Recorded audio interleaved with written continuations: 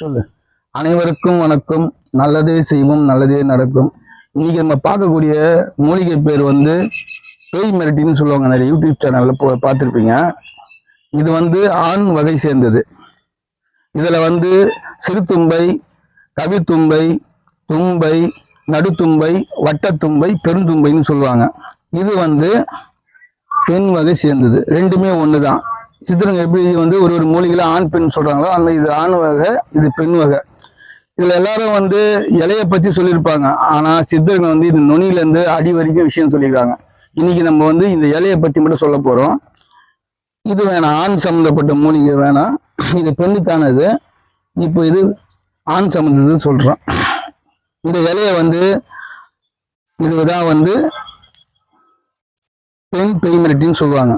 இந்த இலை வந்து ஒரு 5 இலை, ஆடை ஒட்டி இலை ஒரு 5 இலை எடுத்து நேல் காய்ச்சல் போட்டு தலைக்கு ஊத்தின முதல் நாள் சொல்லுவாங்க லேடிஸ், அந்த துணியோட ரத்தக்கரை துணி ஒரு 1/2 இன்ச்சு, இந்த ரெண்டும் இந்த 3 சேர்த்து எந்த வீட்டுக்காருக்காக இது சரிங்களா, நல்ல விஷயத்துக்காக சொல்றேன். இது வீட்டுக்காரர் குடிக்கிறாரு, வேற பெண்களோட தொடர்புல இருக்கிறாரு, அவங்களுக்கு என்ன பண்ணுங்க, இந்த இந்த இந்த இலையும் 5, ஆடை ஒட்டி சொல்லக்கூடிய இலையை 5, இது ரெண்டுத்தையும் நெல் காய்ச்சல் போட்டு அந்த தீட்டு துணி சேர்த்து அரைச்சு நீங்க நைட்ல எதனா ஒரு புளி சேர்க்காத உணவுல ஒரு 3 வாட்டி கொடுத்தீங்கன்னா உங்க வீட்டுக்காரர் உங்க பேச்சு கேட்பார்.